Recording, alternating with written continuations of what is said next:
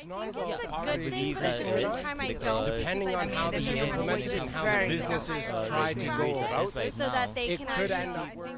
I think it's a good thing, but at the same time I don't, because I believe that they're trying to do it to put us in a higher tax bracket so that they can actually take more money off of us with our taxes. The poverty on Ontario, to be honest, I'm not quite sure. I think that initially it will look like it's making people above the poverty line because everyone's going to be making a higher minimum wage, which is good, but if you think about it, then they put you in this higher tax bracket, they take more taxes off of you, they're taking more money off of you. It's all a scam, to be honest. Yes. Presumably, most people living in or near poverty are earning minimum wage. I make that assumption. And an increase of upwards of what? Is it going to be 20% over time? It will be impactful for those people. I think that statistically in the other countries that have increased the minimum wage, it has led to decreases in poverty. And I think that in general, countries that don't have minimum wage, there's higher levels of poverty. So based on that, I would say yes. It's not about poverty decreasing or not. Depending on how this is implemented and how the businesses try to go about this, it could end up where it has a negative impact because, yes, you raise the rate of people who are having minimum wage jobs, right? And then it goes all of a sudden up.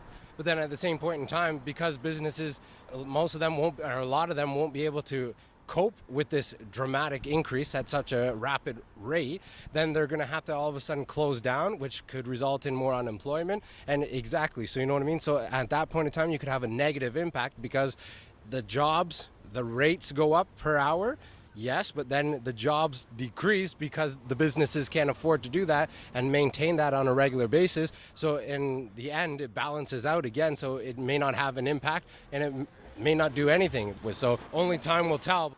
I think there's so many small business incentives, so many like tax cuts, tax breaks, that small businesses like are already well protected and the government cares so much about them that I think they'll be okay. If anything, this will probably affect bigger, medium, larger enterprises and they can probably afford to take the hit.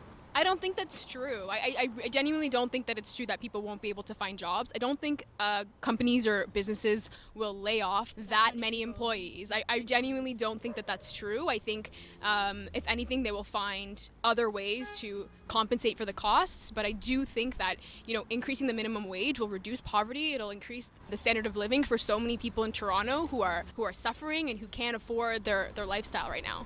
Yeah, I believe that is because at the end, when it comes to minimum wage that is right now, if you see that you cannot survive with that minimum wage in this province, especially in a city like Toronto. So I certainly believe that there is a connection between poverty and the minimum wage in this country, in this province actually. The poverty is basically, it's called inflation. Like, you know, if the things are expensive, you know, the poverty will still remain. But at least it will help people with more purchasing power, you know. They will have more money to spend on things, even though if it is a little more expensive.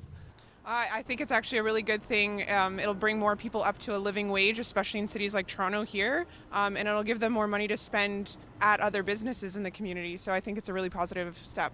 Yes, I do think that it is one factor in helping the poverty situation, but it's not the only solution. I don't like that's, you know, higher level government looking at the bigger picture, you know, benefits. I know with OHIP, like they are now for prescriptions for youth and like they're going to look forward to doing it as well for older people down the line. So things like that, it's multiple pieces. It's not just wages that help with poverty. It's I not think about it's a poverty good thing, but at the decreasing same time I don't. Depending on how this is implemented and how the businesses try to go about this, so that they it can could actually end up where